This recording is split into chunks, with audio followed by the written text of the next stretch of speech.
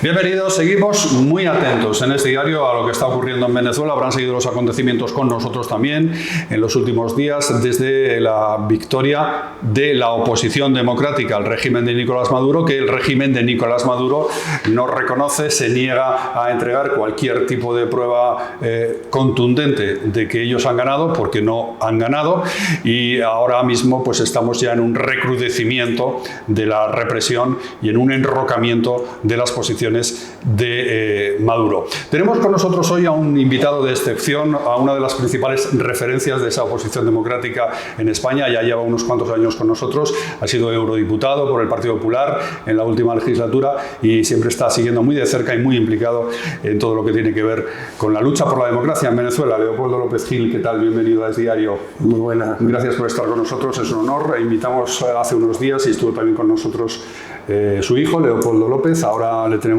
a usted. ¿En qué momento estamos en este día en Venezuela? Cada vez tenemos más noticias de represiones, de persecuciones, de cárceles.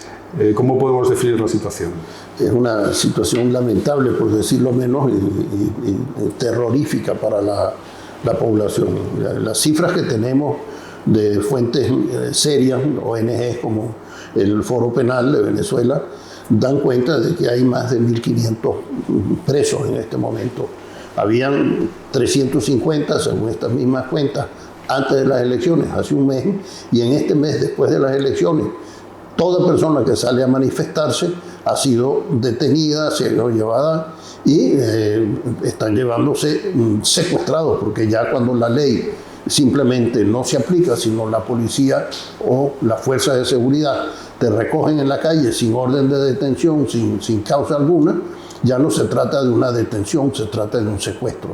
El último secuestro que hemos conocido hace un par de días es uno de los abogados, el abogado más cercano de María Corina Machado. Esta persona, hasta ayer, simplemente no sabíamos dónde estaba. Sabemos que se lo llevó, lo fueron a buscar a su residencia, se lo llevaron. Su esposa dio declaraciones ayer que lamentablemente todavía, después de 24 horas, no sabía dónde estaba y se teme que esté en el centro de tortura, que se llama pues, el Helicoide, en Venezuela. Lamentablemente, por otro lado, también tenemos noticias de que ha habido, desde las elecciones, hace un mes hasta ahora, más de 20 personas asesinadas por motivos políticos, es decir, en las manifestaciones. Eso, en unas semanas, 20 asesinatos. 20 en un mes. Pero la mayoría sucedió en la primera semana, cuando las primeras manifestaciones, utilizando un esquema muy propio de las autocracias. En Venezuela se armaron personas de forma irregular, se llamaron los colectivos.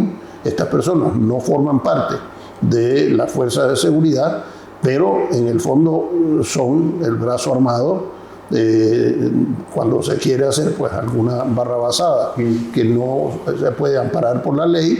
Se envían estos individuos. En estos círculos bolivarianos que los llaman, que son paramilitares al servicio del régimen de Maduro. ¿Y qué podemos hacer? Porque hay una fiscalía que ya ha dictado una orden de detención contra el candidato presidencial de la oposición democrática, contra Edmundo González.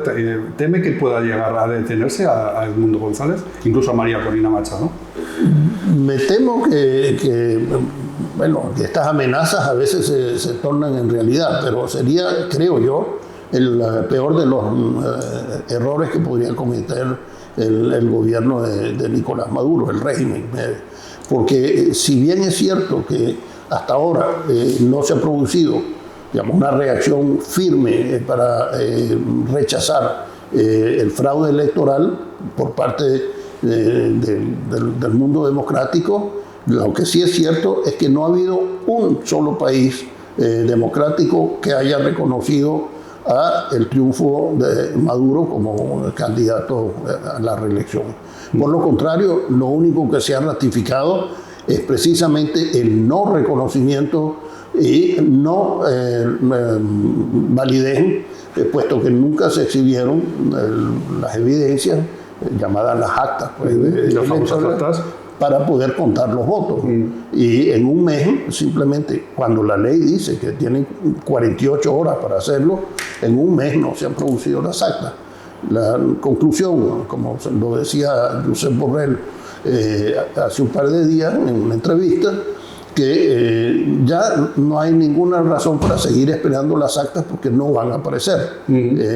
Simplemente esto dio pie a que la Unión Europea desconociera, ratificara pues el desconocimiento del triunfo electoral de Maduro. Se ha publicado, precisamente hablando de la Unión Europea, editoriales contundentes en prensa española, en ABC concretamente, criticando esa postura de la Unión Europea de estar ya mirando un poco para otro lado en el asunto de Venezuela y aceptando de alguna forma los hechos consumados que le interesan a Nicolás Maduro. Usted, Leopoldo, que ha sido eurodiputado durante la última legislatura en el Parlamento Europeo, ¿cómo puede valorar esta situación? Pues sería muy importante que algún bloque fuerte, como en este caso el europeo, tomara un paso hacia adelante, ¿no?, reconociendo a Edmundo González como presidente.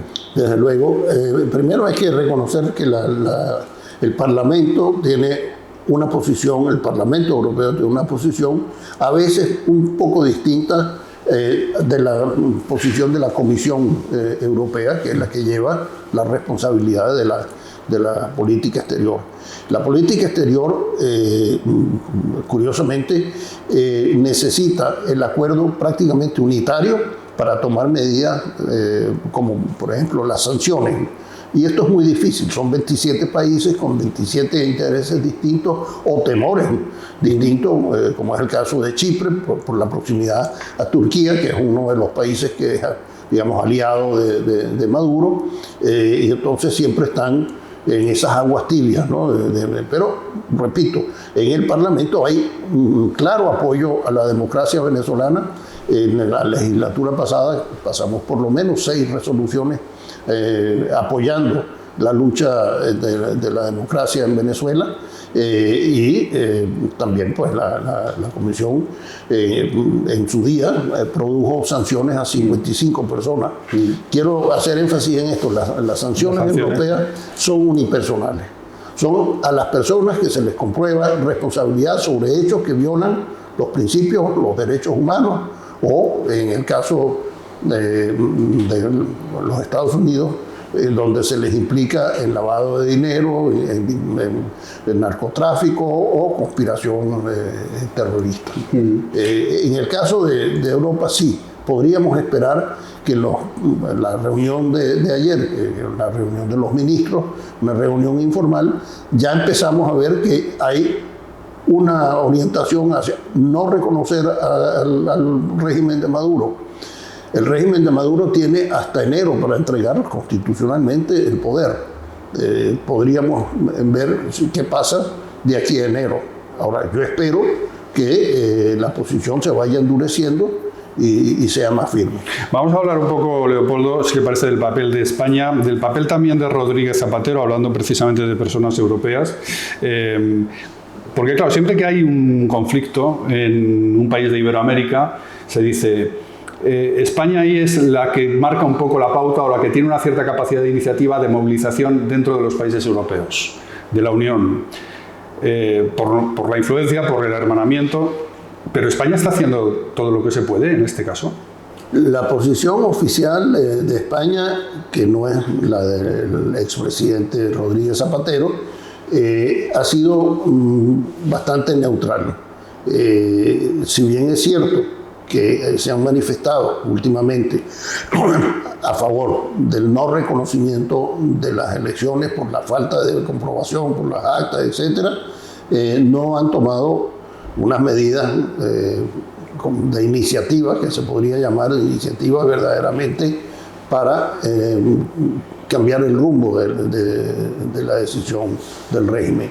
Y por parte del expresidente Zapatero, pues lamentablemente él ha jugado un papel que él justifica porque se quiere mantener como posible mediador, pero se ha manifestado tantas veces a favor de uno de los dos bandos, que no es exactamente el democrático, que nadie lo aceptaría como un mediador válido. En este momento nadie aceptaría a Zapatero, incluso Rodríguez Zapatero debería ser por lo menos llamado de atención por parte de la Unión Europea por ciertas actitudes que tiene claramente parciales. En este caso, ha hablado usted de la neutralidad, bueno, que puede ser aceptable, pero en este caso no hay ni siquiera neutralidad. ¿Podría ser sancionado de alguna manera? Moralmente debería ser sancionado, obviamente.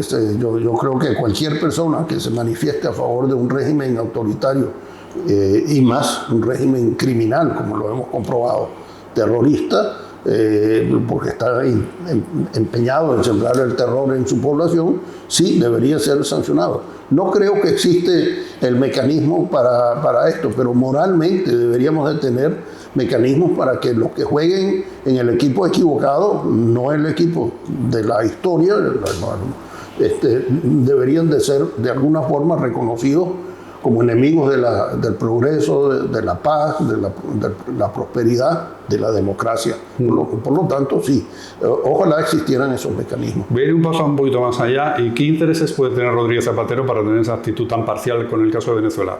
Se habla, sin especificar, de intereses personales, incluso de intereses económicos. ¿Qué puede mover a Rodríguez Zapatero a tener una actitud tan claramente pro-Maduro en este asunto? Cuando observadores internacionales como el Centro Carter están certificando que las elecciones fueron ganadas por la oposición, ¿qué le puede pasar a una persona de un país democrático, que ha sido presidente de un país democrático, para tener una actitud tan claramente proclive a una dictadura? Es una pregunta difícil de contestar. El primero que debería contestarla es el propio presidente Zapatero. Obviamente, para justificar 40 viajes que se han hecho, no son dos, y son viajes pues, que todos sabemos, no están a la vuelta de la esquina, hay que tomar un avión, cruzar el océano. Tendría que preguntárselo verdaderamente, y sobre todo, yo no sé si él se lo pregunta al espejo cuando se ve y tiene su conciencia clara. Para mí, en ese tipo de juicios, el primer juicio siempre debería ser uno mismo. Si todas las mañanas te ves en el espejo y no tienes nada que cuestionarte, muy bien. Pero si tu conciencia no queda clara, oye, el resto del día no lo puedes pasar bien. Yo creo que lamentablemente deberíamos pasarle un trapito al espejo del presidente Zapatero y que se viera mejor en el espejo. ¿Y qué podemos esperar de cara al futuro? ¿Tenemos alguna razón para el optimismo, a pesar de que cuanto más tiempo pasa, más se favorecen los intereses de los hechos consumados de Nicolás Maduro? ¿En qué podemos confiar? ¿En una movilización del ejército?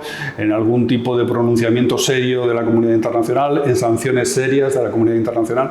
¿O tenemos que resignarnos otra vez a que Maduro siga en el poder?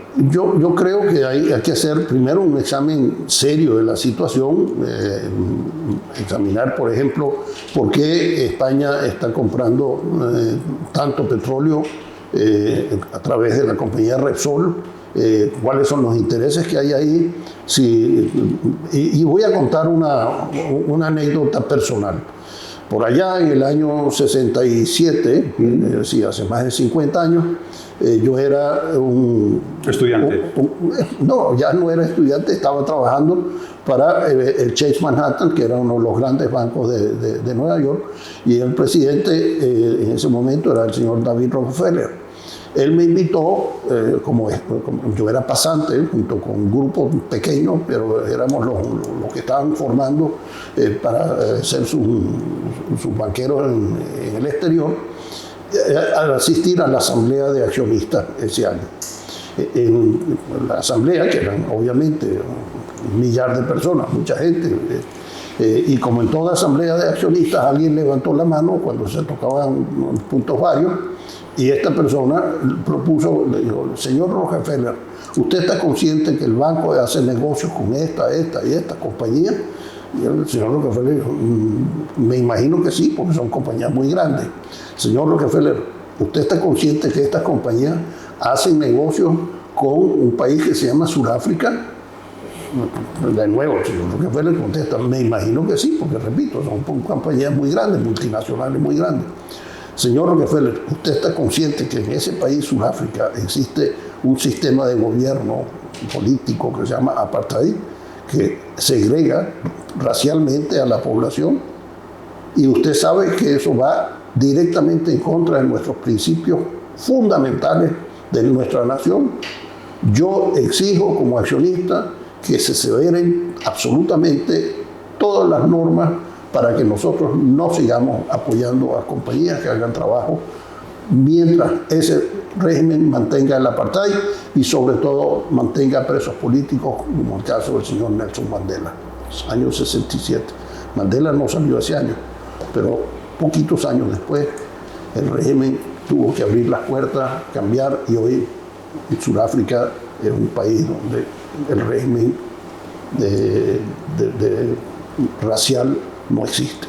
Conviven los blancos y los negros y tienen un país próspero en paz. En este caso le estamos pidiendo a Repsol que deje de comerciar con el petróleo. A los accionistas de Repsol, que le exigen a Repsol que se comporte de acuerdo a los principios de su nación, de España.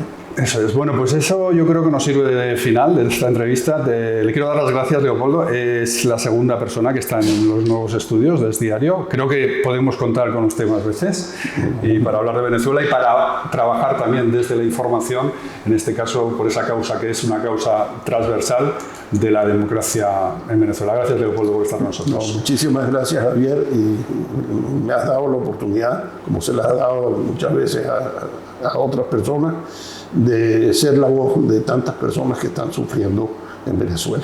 Gracias, Leopoldo. Leopoldo López Gil, español y venezolano y español. Lleva ya muchos años con nosotros aquí en España, aquí en Madrid, trabajando desde aquí y como referencia absoluta, también con su hijo, con Leopoldo López, como referencia absoluta por la democracia en Venezuela. Así que esta es la última hora en Venezuela. Nosotros seguimos pendientes de toda la actualidad. No se desconecten. Es diario, es noticia.